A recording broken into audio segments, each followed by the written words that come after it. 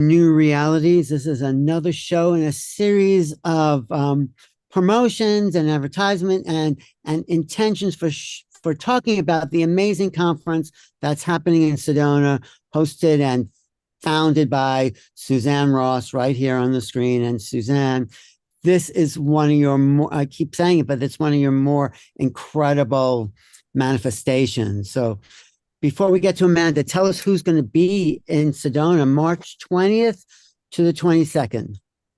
Will do. Thank you, Alan. Yes, I am very excited about this.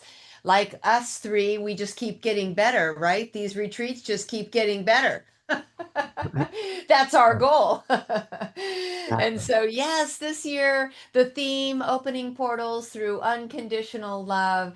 And I really felt inspired to include our cosmic connections this year.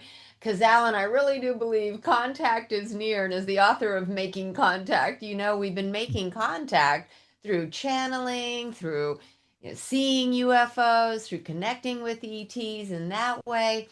But, hopefully soon physically we'll be connecting. And Chris Bledsoe's going to be giving a sky watch where he calls in cosmic beings through the power of unconditional love. Of course, Daryl will channel his friend from Asasani Bashar. And we have Pia and Colin channeling the Pleiadians. So lots of cosmic connections. Also, Ascension, right? We have William Henry, Ascension astrologer, Molly McCord. And who else highlights up Oh, for you? some of the people I like is Danny Sheehan, who's the UFO lawyer, Diane Hennessy Powell, who, do you know the telepathy tapes, Amanda? Do you know what that is? I haven't seen that yet. Oh, you got it. That is a game changer, telepathy tape. This woman, Diane, at the lower left-hand corner, found out that autistic, non-speaking kids basically are telepathic. Oh, And yeah. there's a whole series on Spotify where they go into that, and she is a real innovator. So this is an event that deals with consciousness, love, transformation, ascension, UFOs, and everything that we've been pushing for in, I'll introduce the program, the Age of Aquarius. This is the Aquarian Conference. So you're the perfect person to talk to, Amanda, because you are on the cutting edge of whatever that means to be in the age of Aquarius. So this is Amanda here on this. Hi, everyone. Thanks for having me here, Alan and Suzanne. Right. And Amanda's speaking here at the conference too, of course, on the Ascension stage, along with some other amazing people that we'll be interviewing and we have interviewed. So yes, what does it mean that we're moving? I mean, lots of people have said that, but how do you deal with it? How do you explain it? What is the age of Aquarius? Because, it's become cliche, but it really is something. It is. Thank you. Yeah, we've been talking about this so long and expressing that are we there yet? Are we there yet? Is contact here? And I'm based out here 24/7, more or less, in Sedona, Arizona. So for us, we are eating, sleeping, and breathing this reality. And the March conference is one of the big highlights for us to join together and bring community, bring that brother and sister soul groups together, which is part of that Aquarian mandate. It's part of the Akashic record of it that we kind of set in prophecy thousands of years ago. But what does it mean to be in the, how does that, yeah, talk about that. So to be in that, basically, if we have astrology, we mentioned, I'm Aries with Aquarius rising. So I've had to have this very practical, almost English hands-on nanny look at what this means for us.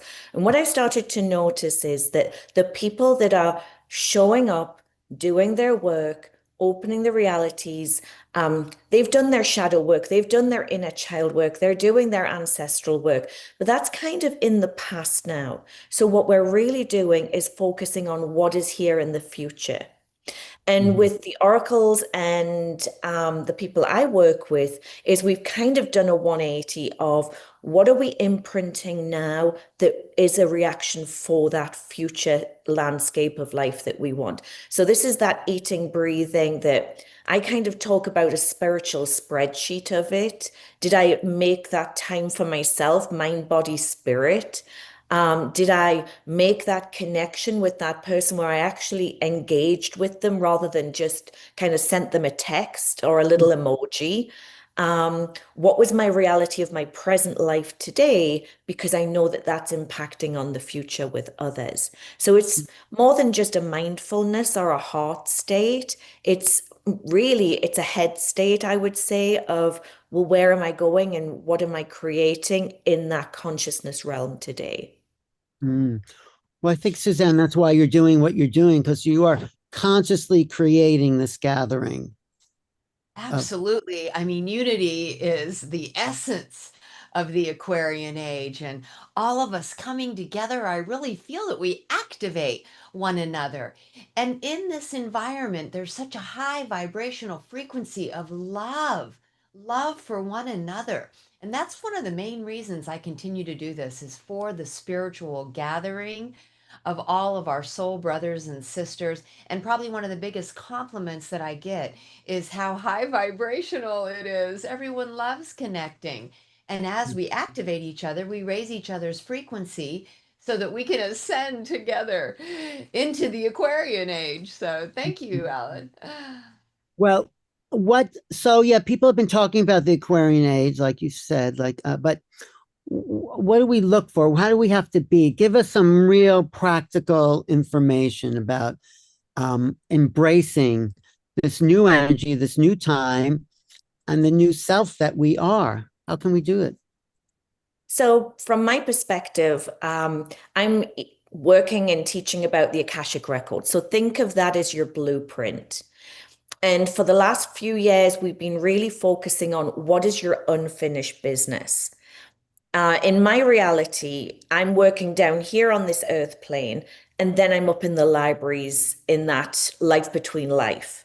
And they are opening and expanding quicker and faster than even I've known I can work in them.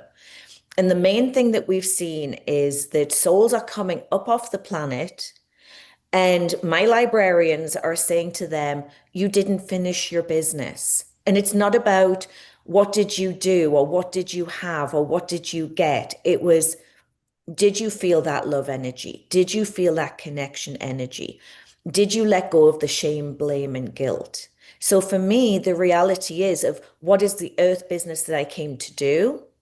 What was my purpose, which again, it's not necessarily about did I write that book or did I create that conference? It's what did that actually create and what did that put into the reality of the world? And was I satisfied with that? And did that actually consciously help others? And in Mm, that way, we're really seeing where the souls either, I talk about them going to these rooms of requirement where the healers are, and they're working with people with still their trauma.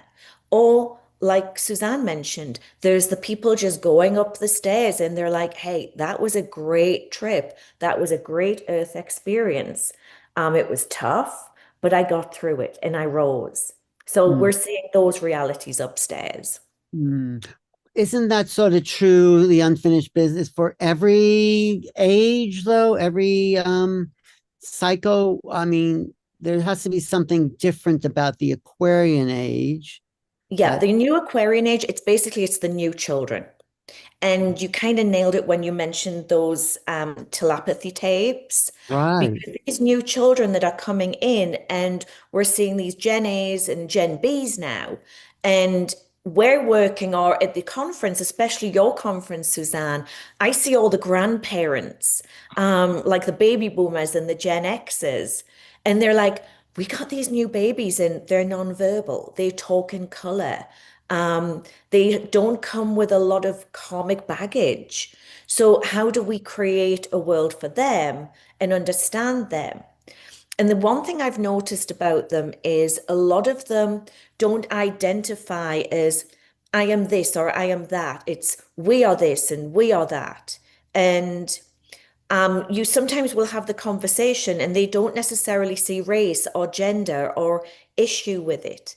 So these new babies are coming with very little karmic baggage. So they're really here to bring through that new Aquarian age because, again, we're really new into it. If we went back 2000 years to Jesus' times, We were all kind of scrambling, waiting to hear this amazing person talk to us. And within, half a decade, he was gone. And we're back in that similar space again. It's just we're not in Pisces, we're in Aquarius. Right. So the difference between the Piscean age, well, was it more focused on individuality, maybe even war? We've had a lot of wars in the last 2000 Yes, years. I mean, yes, yeah, so the Aquarian age is more harmony, understanding, individuality.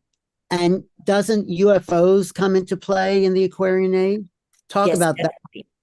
So in the Aquarian age, the way I like to describe it, if it's practical, is everything's gone up in the air. Your money's gone digital, your communication's gone digital. Um, I'm teaching every month in Asia now because my world in life has gone digital. So it makes sense that if we're picking up Wi-Fi signals and talking to each other in real time, a couple of 100 years ago, we would have probably been burnt at the stake for this. But now this is normal for us. So for me, cosmic contact is simply physics and science and biology and chemistry. And if they can make magnetic contact and we can adjust our brainwave to understand that in a comfortable way, which a lot of the speakers at the event do, is that we can then give that contact information. We can give that message. They can share things with us because up till now, they've only been able to make contact in our dreams or our astral state where we're in the deep kind of different brainwave levels. And we wake up and think, did I have a visit or a contact? Mhm. And so here in Sedona, it's very normal. Sometimes we don't respond to people as, well, have you had contact? With a lot of people I work with, I'm speaking to them as a Palladian or an Arcturian or an Orion because I've come to notice that they have different aspects of culture and like chemistry. So they're in this world in that different way. So contact is much easier than it was before. Wow, that is so interesting, isn't it, Suzanne? Like, I think your conference kind of really speaks to that because what Suzanne's doing is bringing so many people from so many aspects of what we could call the Aquarian age. I think. What do you think, Suzanne? Yeah. Well, first of all, I just want to honor Amanda. I've known Amanda for over 10 years, and one of the first people I met when I came to Sedona, and she is the embodiment of the Aquarian age. And certainly there in Sedona, there is a feeling of already being in the Aquarian age with all the practitioners and everyone so dedicated to raising the vibration, engaging in meditation, being out in the vortex. But with Amanda, I have had some amazing readings. Remember, Amanda, like these readings that she would give me where I'm sitting on some cosmic council and, participating in the orchestration of bringing heaven to earth, of transforming this world into the new world that we talk about. And also, I had a missing time experience in Sedona with the Arcturians. And as soon as I came to Amanda's studio, I wasn't even sitting down yet. And she was already saying, this is what happened. A ship came in an invisibility shield and these three Arcturians, she just revealed to me. So, very gifted in doing readings and reading the Akashic records. And I just wanted to, take a moment to dedicate, Thank and you. acknowledge Amanda. I mean, it's been a lifelong dedication for you. You are really a pioneer on the front lines of bringing in this Aquarian age. Oh, thank you, Suzanne. Oops, you're muted, Alan. Right. Is the Aquarian age also this kind of visitors of different ET races? Is it like pulling them all together? And how do you know the difference between an Arcturian and Pleiadian? I always get those confused. But how would So you? Yes, tell us. I have made it like my study of my fascination of, I wonder what this is like now. And they may not say that they are, but what I've come to see is that there's different traits. And I first became aware of a lot of kind of Palladian energy when I was involved with Hay House, and I was reading the records of Wayne Dyer and people like that. And I began to hear this like love, peace, happiness, these beautiful messages. And every time I'd look out, I'd see, the Palladians kind of twinkling back and kind of going, yeah, you're knocking on the right door. And then I started to study other teachers, and I was lucky enough to be one of the sponsors of Greg Braden coming in. And I began to think, wow, that's beautiful teachers, but different energies. And he's more technology and he's more healing. And I began to hear, well, that's, part of that new Aquarian aspect. The Aquarians are creating all these new like med beds and technologies and new systems and new ways. And they're really present here in Sedona. And then the Orions would show up and it's all change. So I kind of started to make, maybe it was assumptions and they may not say that, but I began to say, I think they're working on the Palladian agenda or the Aquarian agenda or the Vega agenda, the Lyran agenda. And more and more and more races started to present themselves. So my work and study is not based on what did I meditate on? It's actually clients in front of me that I'm like, okay, I'm just, bringing through these case studies that are for my development as well. And so taking people to councils was super easy then. Mhm. So, what are the agendas of the Pleiadians or Taurian? I mean, do they all have separate, or tell us? So they have very similar ones. And basically, what we've also got to think of is this Aquarian age for me, when I'm working with people, is taking them back to when maybe they were connecting through Lemurian times. A lot of people have that Lemurian memory of we're together in this, different races, different star systems, and we all bring something different to the table. And therefore, now those races are revealing themselves, and we cover all the way through from, say, Lyran, even the Draco, the Draconians, and the Reptilians. We've all had a handle in this Earth planet um, before. And so more and more people are coming back online. Yes, there's going to be light. Yes, there's going to be shadow. But each race has its own different temperament and position that they're showing through the teachers that they resonate. So when you come to Suzanne's event and you're listening to a Palladian channel or you're listening to an Arcturian message, it's not a case of what they're telling you, it's the vibration that your frequency is picking up that then gives you a signal, like your phone, to tell you what the agenda and the plan is for your highest and greatest. So, is this going to be? Go ahead, Suzanne. I have millions of I was questions. just recalling how every time I went to Amanda's studio and she did some kind of Akashic record reading or bought through the galactics, right, speaking in that galactic language, I would be floating on cloud nine. I would walk out of there just feeling such an upliftment in this high vibrational frequency. And so, like you said, it was, very fascinating to hear what you brought through, but transmitting the frequency, especially laying on your bio bed, was really the bigger intention and outcome. Just kept raising my vibration. So thank you for that. I really feel that, like when Bashar is on, Daryl Anka is on stage channeling Bashar, or some of the other channelers that I've had. I think one of the reasons everyone loves it so much is because of that energy that's being transmitted from a higher dimension, right? It's a higher dimensional frequency. And so, yeah, I'm very blessed to have those channelers come and, convey that. But yeah, I was just recalling how, I experienced that with you in your sessions in your center. And before you all these amazing people start, we can feel it here in Sedona. We see more clouds coming through. We see weather changes coming through.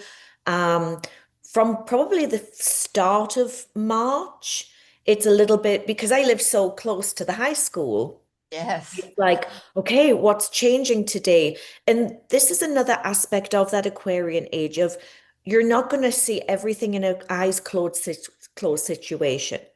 You kind of got to be paying attention to what else is going on through there.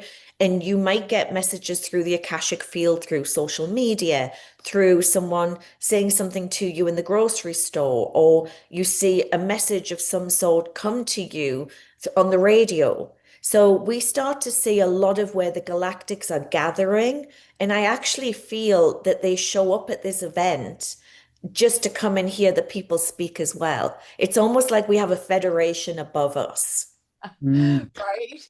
And then your outdoor journeys, Amanda, because as you're saying that, I am thinking about, close to where you live close to the Red Rock State Park and you do your outdoor journey there in Apache House of Fire facing Cathedral Oh, Rock, right? Tell us a little bit more about the experiences you've had at the past retreats doing this Apache House of Fire journey. thank you, Suzanne, for, giving that through for me to work with and take people. That was an incredible experience. We did the walk first to kind of map it out. And what was interesting was kind of taking the group of people and then stopping, introducing to the rock guardians, taking them into the elemental realm, taking them on the labyrinth that's there. And it's not a normal labyrinth. And the only one I know that is like that is in Glastonbury. It's at the Tor, where they have where the Druids would go.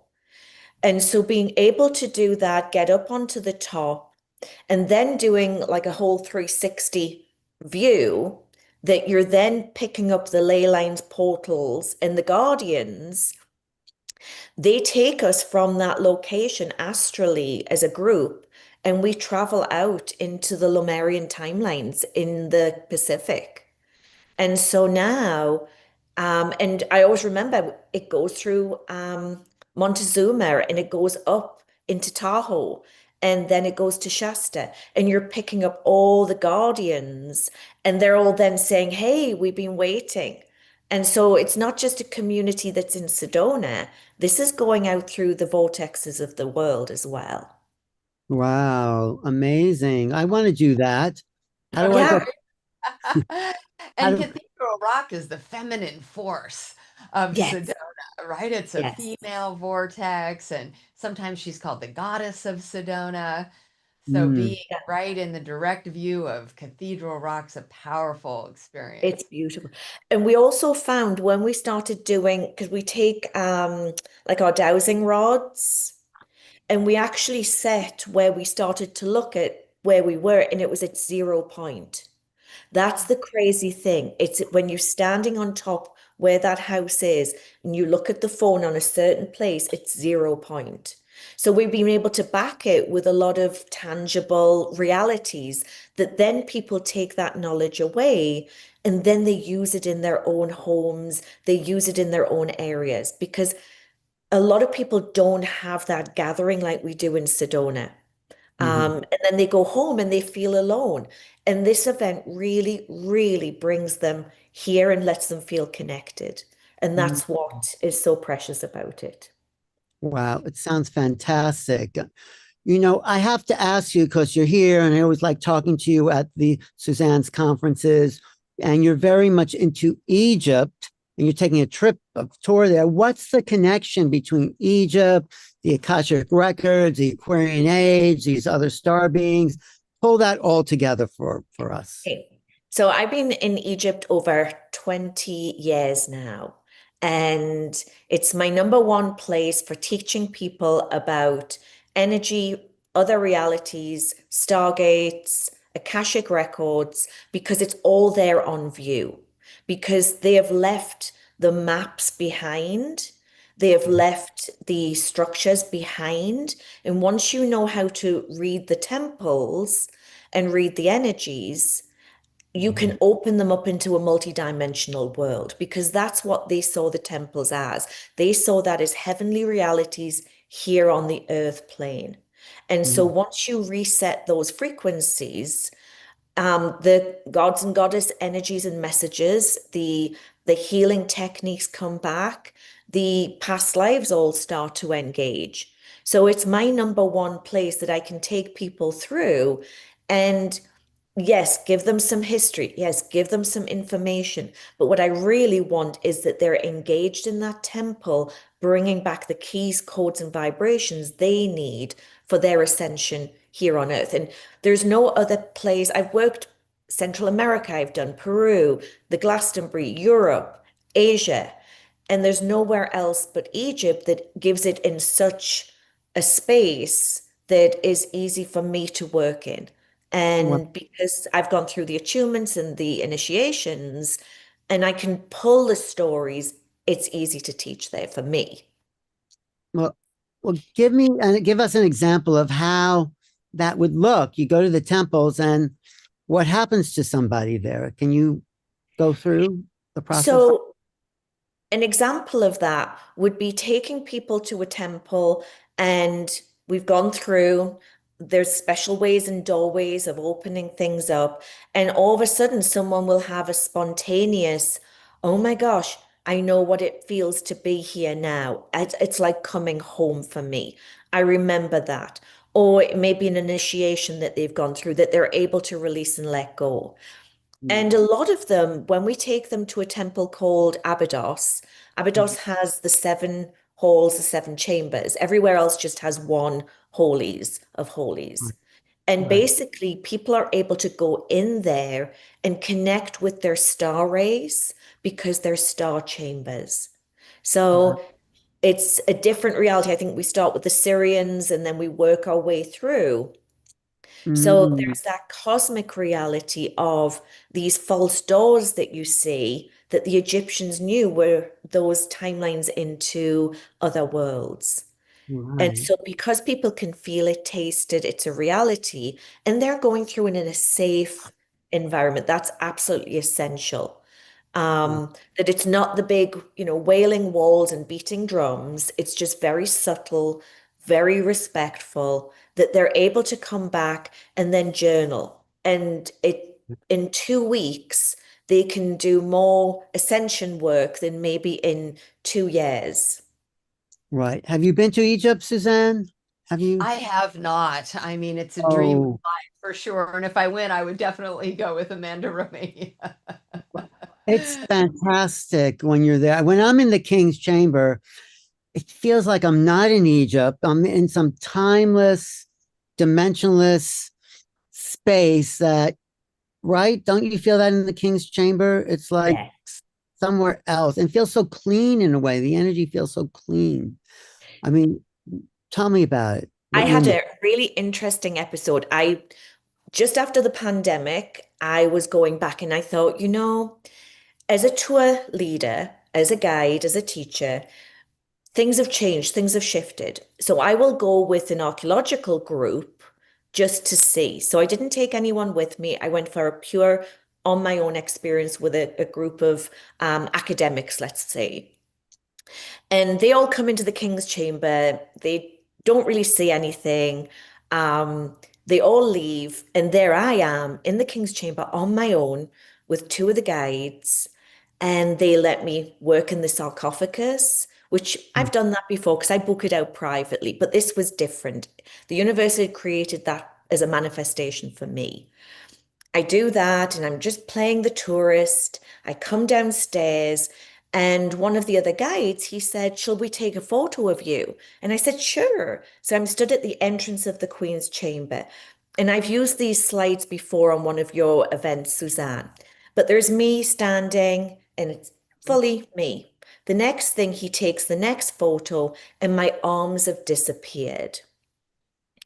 And Wow. so what you're saying is it's a reality where for you, Alan, you've disappeared into the energy because your light has become connected with a high vibration light that it resonates with and it knows it. So this is where timelines shift, time's out of time.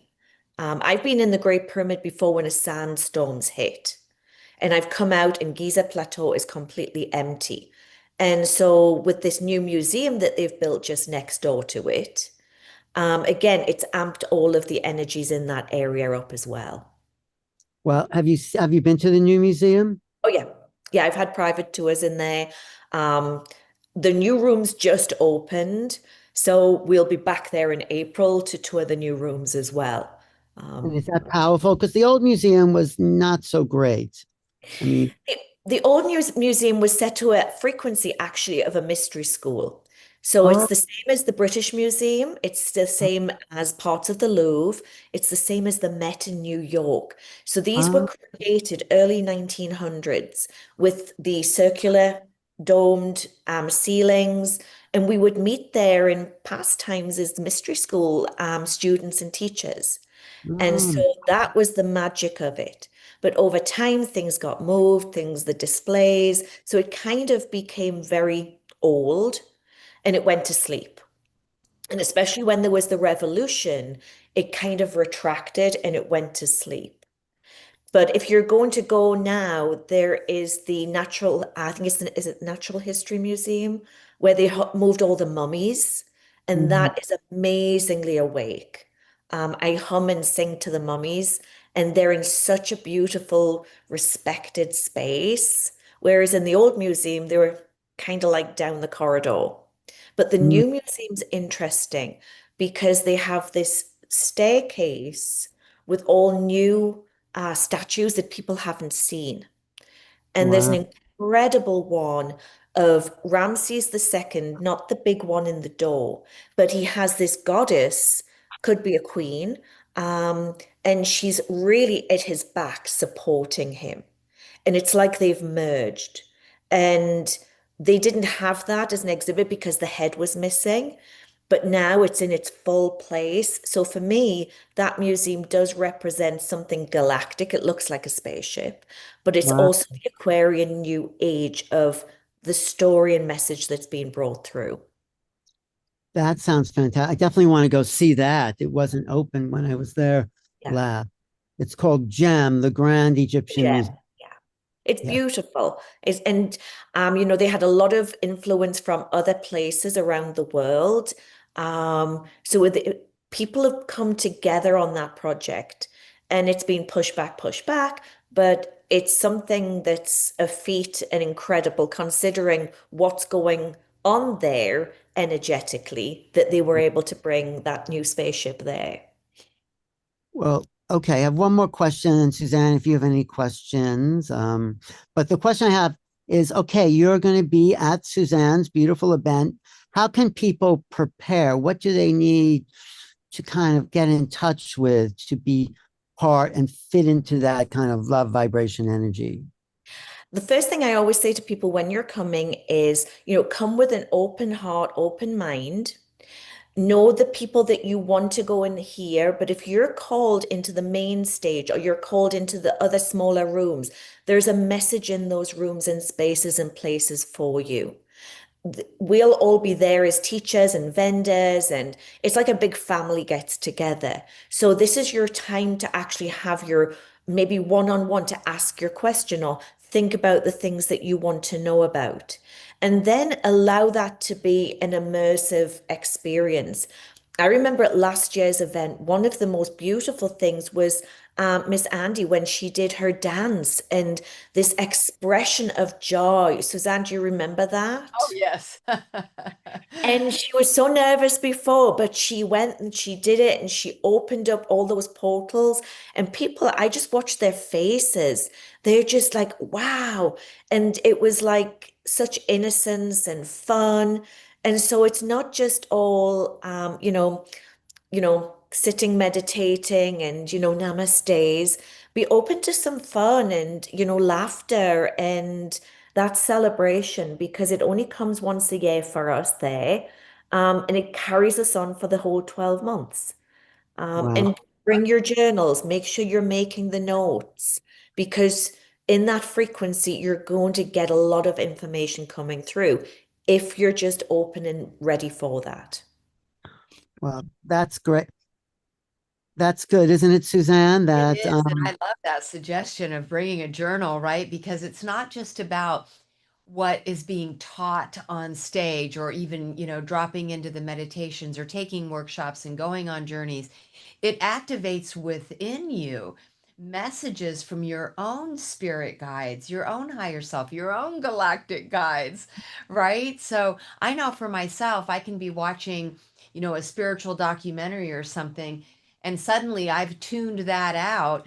And I feel like I'm automatic writing, all of this stuff is suddenly downloading for me, and I'm having epiphanies. And so that's brilliant, Amanda, to suggest that people bring their journals, because certainly they'll start to have their own experiences of bringing through their own guidance. Yeah, because it's their definitely record. was what you said. What It's was their that? record. Right. And when two or more are gathered in the name of a kind of sacred awareness, something else happens, more magic happens. Yeah. And the people we have gathered there, the speakers and the community, that they're already at another vibration. You put all those high vibrations together, you definitely get an acceleration because we're supporting each other's moving into a new vibratory field. So I'm excited, Suzanne. Anything else we want to say about the event? There is so much to say. Anything else you want to tell people about what's going on there on March 20th or Really 20th? opening portals, right? Opening cosmic and ascension portals through the power of unconditional love. We do. I know, Amanda, in the previous, couple of years, I'm sure you experience it going out on the land, but even when we're all in the theater, it really does feel like portals are opening all around us. And we feel, that draw to ascend into them and through them. And yeah, so it really is an ascension experience. It's called the Sedona Ascension Retreat, but authentically, I really do feel like we open ascension and cosmic portals during this event.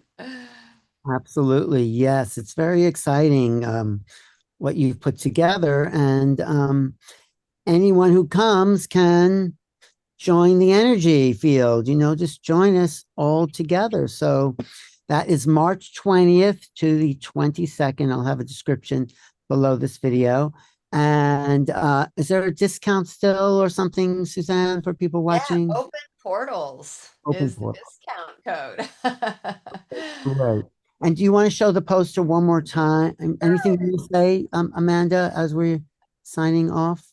I'm just really excited. I just think that creating a space that's so sacred where people, it's not out of their lives, it's not separate to them. And people need that. People really need that hope and that love and that portal vibration. And this is why, love's a word that we kind of bandy around. But in this moment, having that new age love is kind of bringing it to people's realities. And it's not the woo woo anymore. For people, this is their way of living. And the more that they see that and feel that and know that, they're safe at home with that then, and they take it out to the world. Great, great. I think you're right. And you feel a real sense of community, even if you don't know anyone, come anyway. You'll meet people that you'll love and connect with and start to be in community. I mean, we've been doing this for a while, Suzanne, so have you, Amanda. But so there's a beautiful community of people coming together that holds up the new humanity, the new ideals, the new ways of being. And that's what I love about just being in Sedona in general. Like you said, it's already an ascension community in some ways. So yeah, I'm excited. And so that to go to SedonaAscensionRetreats.com. And the discount code is what, Suzanne? Open portals. Open portals. Okay, retreats with plural retreats, even though it's one retreat, but it's SedonaAscensionRetreats.com. And I'm looking forward to being there and seeing everyone and connecting. And, you're giving readings there too, right, Amanda? I don't do the readings. I prefer to be hands-on meeting people. Oh, So I'm holding present space Friday, Saturday, Sunday. I think I'm speaking twice on the Saturday. The journey's on the Sunday. But it's my way of really being with community, and people can book their retreat sessions after that or before that. But I like to be present on the front line, really helping.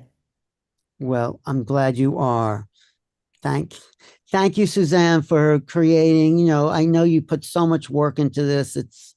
It's really epic, and I'm sure it's going to be a great, successful event with tons of people there, and a network of a new humanity is being created. That's why I love it. So, thanks again for having me to be part of it, and people like Amanda and Chris Bledsoe and Diane Hennessy and all our favorite people. So thanks again. Thank you all Oh, for watching.